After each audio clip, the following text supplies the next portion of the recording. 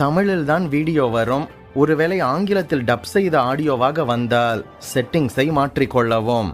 இந்த வீடியோவில் இயேசு பேதுருவை பார்த்து, இந்த கல்லின் மேல் என் சபையை கட்டுவேன், பாதாளத்தின் வாசல்கள் அதை மேற்கொள்வதில்லை என்று கூறினார். இந்த பாதாளத்தின் வாசல்கள், த கேட்ஸ் ஆஃப் ஹேட்ஸ் என்பது என்ன? எங்கே இருக்கின்றது? எப்படி அது சபையை மேற்கொள்ளாது? இயேசு ஏன் இப்படி கூறினார்? அந்த காலகட்டத்தில் இருந்த மற்ற அந்நிய கடவுள்களுக்கும் இந்த பாதாளத்தின் வாசலுக்கும் என்ன சம்பந்தம்? ஆங்கிலத்தில் பேனிக் என்கின்ற வார்த்தை, அதாவது தமிழில் பீதி என்கின்ற வார்த்தை தோன்றிய வரலாறு என்ன? அதற்கும் இந்த பாதாளத்தின் வாசலுக்கும் என்ன சம்பந்தம் என்பதை பற்றி இந்த ஆராய்ச்சி பதிவில் விரிவாக பார்க்கலாம். பல ஆச்சரியமான தகவல்கள் இருக்கின்றது. வீடியோக்கு ஒரு லைக் பண்ணிட்டு கடைசி வர பாருங்க. நம் Bible wisdom Tamil WhatsApp channel link டிஸ்கிரிப்ஷனில் இருக்கின்றது. கிளிக் செய்து வாட்ஸ்அப்பிலும் இணைந்து கொள்ளுங்கள். ஒருவேளை நமது சேனல் நோட்டிபிகேஷன்ஸ் பற்றி யூடியூபிலேயே உங்களுக்கு வரவில்லை என்றால் பெல் பட்டனை கிளிக் செய்து ஆல் என்கின்ற ஆப்ஷனை செலக்ட் செய்து கொள்ளுங்கள். முதலாவதாக இந்த சம்பவம் எங்கு வருகின்றது என்பதை பற்றி பார்ப்போம். பின்பு இயேசு பிலிப்பு செசரியாவின் திசைகளில் வந்தபோது தம்முடைய சீஷரை நோக்கி, மனுஷகுமாரனாகிய என்னை ஜனங்கள் யார் என்று சொல்கின்றனர் என்று கேட்டார். அதற்கு அவர்கள், சிலர் உம்மை யோவான் ஸ்நானகன் என்றும், சிலர் எலியா என்றும், வேறு சிலர் எரேமியா அல்லது தீர்க்கதரிசிகளில் ஒருவர் என்றும் சொல்கின்றனர் என்று கூறினர். அப்பொழுது இயேசு, நீங்கள் என்னை யார் என்று சொல்லுகின்றீர்கள் என்று கேட்டார். அதற்கு சீமோன் பேதுரு பிரதியுத்தரமாக, நீர் ஜீவனுள்ள தேவனுடைய குமாரனாகிய கிறிஸ்து என்று கூறினார்.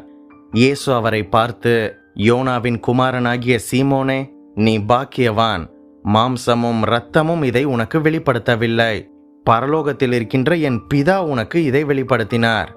மேலும் நான் உனக்கு சொல்கின்றேன், நீ பேதுருவாக இருக்கின்றாய், இந்த கல்லின் மேல் என் சபையை கட்டுவேன், பாதாளத்தின் வாசல்கள் அதை மேற்கொள்வதில்லை என்று இயேசு கூறியதை மத்தேயு புத்தகத்தில் பார்க்கின்றோம். இந்த இடத்தில் இயேசு என்ன சொல்கின்றார் என்பதை நாம் புரிந்து கொள்ள வேண்டுமானால் இஸ்ரேல் தேசத்தின் புவியியல் அமைப்பை நாம் அறிந்து கொள்ள வேண்டும். அதுவே நமக்கு ஒரு புரிதலை கொடுக்கும். இயேசு கிறிஸ்து தமது சீஷர்களிடம், மனுஷகுமாரனாகிய என்னை ஜனங்கள் யார் என்று சொல்கின்றார் என்று கேட்ட இடம் பிலிப்பு செசரியா என்று அழைக்கப்பட்ட ஒரு பட்டணம். இந்த பட்டணத்தின் தற்காலத்து பெயர் பேனியாஸ் என்பதாகும். எர்மோன் மலையின் அடிவாரத்திற்கு அருகில் பசுமையான பகுதியில் இந்த நகரம் கட்டப்பட்டிருந்தது. நம் ஆண்டவராகிய இயேசு கிறிஸ்து பிறப்பதற்கு 300 ஆண்டுகளுக்கு முன்பாக நம் அனைவருக்கும் தெரிந்த த கிரேட் அலெக்சாண்டர் கிரேக்க சாம்ராஜ்யத்தை நிறுவிய போது, இந்த கிரேக்க சாம்ராஜ்யம் உலகம் முழுவதும் பரவிய போது இந்த பகுதியும் கிரேக்கர்கள் ஆதிக்கத்திற்குள்ளாக மாறியது. அதனால் இந்த பகுதி முழுவதும் கிரேக்க மத நம்பிக்கை மற்றும் கிரேக்க மொழி போன்ற கலாச்சாரத்தில் முழுவதுமாக பாதிக்கப்பட்டது. கிரேக்கர்களின் பல கடவுள்கள் நம்பிக்கை, பாலிதீசம், ஒரே கடவுளை வழிபட்ட யூதர்களின் மத்தியில் பரவியது. மேலும் கிரேக்கர்களின் பலிகள், ஆராதனை முறைமைகள் அனைத்தும் இயேசு கிறிஸ்துவின் காலம் வரைக்கும் இந்த பகுதியில் நிலைத்து வந்தது. இந்த பகுதி முழுவதும் ஒழுக்கக்கேடான காரியங்கள், ஒழுக்கக்கேடான நபர்கள் மற்றும் புறமத வழிபாட்டால் ஆதிக்கம் செலுத்தியது. பிலிப்பு செசரியா பட்டணம் கிரேக்க கடவுளாகிய பேன் என்பவனை வழிபடும் மதமாக மாறியது. இஸ்ரேல் தேசத்தின் வடகிழக்கு பகுதியான இந்த நகரத்திற்கு மேலே இருந்த பாறையில் உள்ளூர் மக்கள் பேன் என்கின்ற கடவுளுக்கு கோவில்கள் பலவற்றை கட்டினர். இந்த இடத்தில் வைத்து மனித பலிகள், அதாவது நரபலிகள் என்று சொல்லப்படுகின்ற ஹியூமன் சாக்ரிஃபைஸ் இடப்பட்டு வந்தது. இந்த கிரேக்க கடவுளான பேன் என்பவன் பாதி மனிதனும் பாதி ஆடுமாக வர்ணிக்கப்பட்டான். கிரேக்க பாரம்பரியங்கள் சொல்கின்றது, இந்த பேன் என்கின்ற கடவுள் தனது புல்லாங்குழலை, தனது ஃப்ளூட்டை எடுத்து காடு முழுவதும் வாசிப்பானாம். அப்போது அந்த சத்தம் பெரும் பீதியையும் அச்சத்தையும் மக்களுக்கு உண்டாக்கும் என்று கூறுகின்றனர்.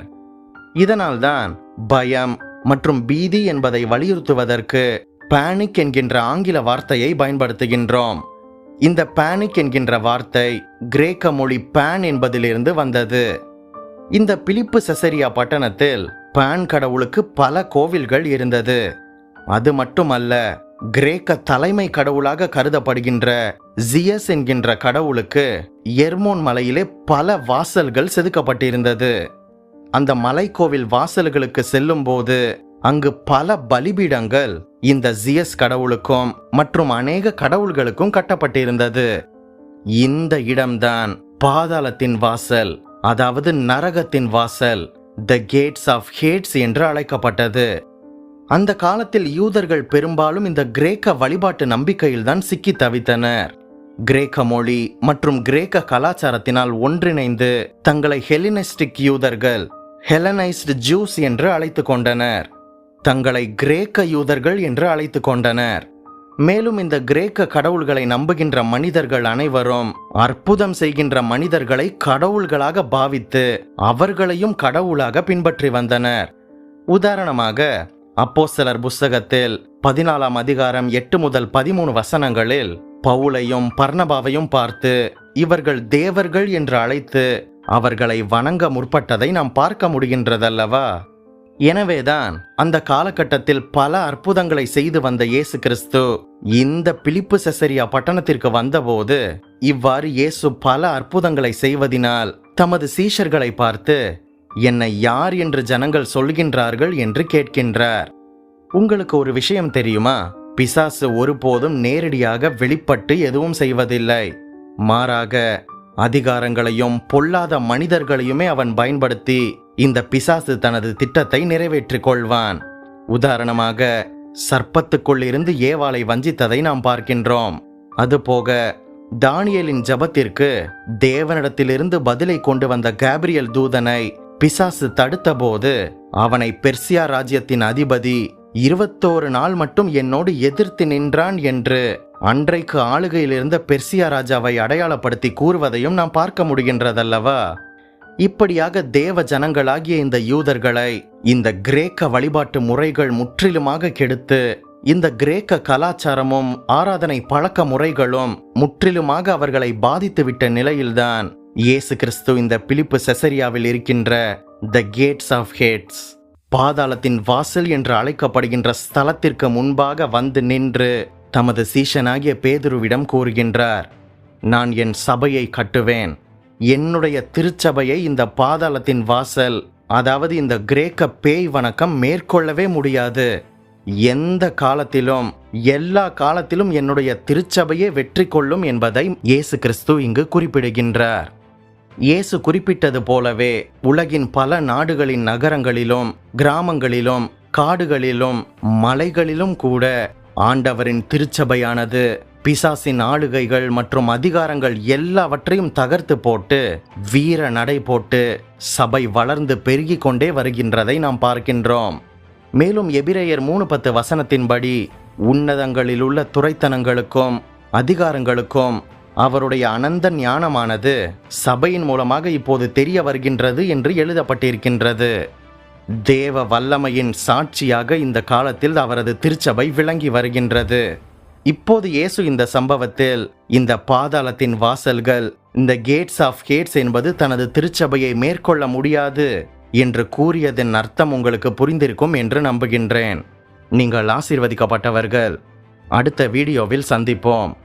நம் பைபிள் விஸ்டம் தமிழ் சேனலுக்கு சப்போர்ட் செய்யுங்கள். இந்த வீடியோவையும் நமது சேனலையும் உங்கள் கிறிஸ்தவ நண்பர்களுக்கு அறிமுகம் செய்யுங்கள். மேலும் பல வேதாகம தகவல்களையும் சத்தியத்தையும் அறிய நம் சேனல் பிளேலிஸ்ட் பக்கத்திற்கு சென்று மற்ற வீடியோக்களையும் பாருங்கள். வேதாகமத்தில் அந்நிய தெய்வங்கள் என்கின்ற எபிசோடின் லிங்க் டிஸ்கிரிப்ஷனில் இருக்கின்றது. பார்க்காதவர்கள் பின்னர் பார்த்து கொள்ளுங்கள். மறுபடியுமாக சொல்கின்றேன், நீங்கள் ஆசீர்வதிக்கப்பட்டவர்கள்.